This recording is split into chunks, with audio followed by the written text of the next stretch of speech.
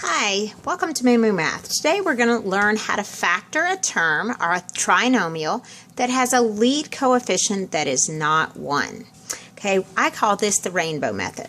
So I'm going to teach you how to do that, and you already need to know how to factor by grouping. If you don't, that's okay. We are going to use factor by grouping to complete this problem, so it's helpful if you know it. Okay, the first thing we're going to do is we need to identify which ones we can use that rainbow method with.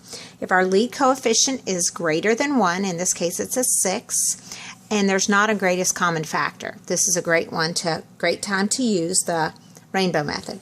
Okay, to use the rainbow method, I'm going to take A, because this is in standard form, so let's write our standard form so you can see what I'm talking about. A and C. I'm going to multiply A times C. And notice I drew that on over top. That's why it's called the rainbow method, because we draw like a rainbow from A to C. Okay, take A times C, and we get a negative 30. So we're going to ask ourselves, what multiplies to negative 30, but also adds to the middle term? And our middle term, B, is positive 7. So we're looking for two values that multiply to negative 30, but add to 7. So what we want to do is try to find some combination. So 1 times 30, no. 2 times 15, no. 3 times 10, there we go. There's a combination that multiplies to negative 30 but adds to positive 7. So the signs are going to be, 3 and 10 are our two numbers. And then we want this to be a positive 7. So we're going to have a negative 3 and a positive 10. So it must be, the 3 must be negative to get our 30. Okay, so now what I'm going to do is once I identify these two factors, I'm going to take this middle term, the 7x, and I'm going to split it into two parts. And that's a negative 3x plus 10x. So all I'm doing is rewriting the middle term to be two different terms, which is the sum of two numbers that are these required factors. Then I'm going to bring down my ax squared, which is 6x squared, and I'm going to bring down c, which is negative 5. Okay, so the front term and the back term remain the same. Now I'm going to factor by grouping. You factor by grouping when you have 4 terms. What you do is you group the first 2 terms together and the last 2 terms together. Now when I do this, I'm going to take the greatest common factor out of the first 2 terms, which is 3x, and I'm left with 2x minus 1.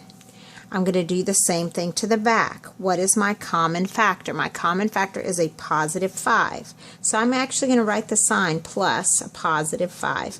If this term was negative, I would factor out a negative, but it's not. And then I'm left with 2x minus 1. Now what's nice about factoring by grouping is you can see these two factors need to match, and they do. So I'm going to now factor that out. So I'm going to take out a 2x minus 1 out of both terms. And when I do that, what do I have left? 3x plus 5.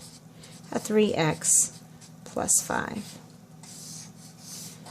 And there is how I factor by grouping. Okay, let's do one more of those so you can see it modeled.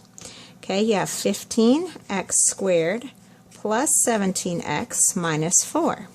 Okay, does it qualify? Yes, the first term is 15 and there's not a greatest common factor.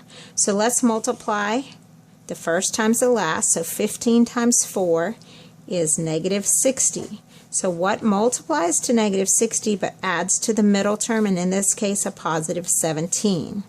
Let's see. 1 times 60, no. 2 times 30, no. 3 times 20, yes. There we go. It's 3 and 20. 3 and 20, 3 and 20, but the 20 has to be positive and the 3 has to be negative. So let's split the middle number to be negative 3x plus 20x. Now the order I write these down in, it really doesn't matter. It's just up to you. And then I'm going to bring down c, and I'm going to bring down my ax squared. Now I'm going to factor by grouping. That's a negative, by the way. So let's group these first two together. What is my common factor? 3x, and I'm left with 5x minus 1. What's common in the back? A 4. In this case, a positive 4. Left with 5x minus 1. So do my binomials match? Do these match? They do. So let's factor a 5x minus 1 out. And what are we left with? 3x plus 4. And that is how those factor. So hope the rainbow method has been helpful for you on how to factor when your lead coefficient is not 1.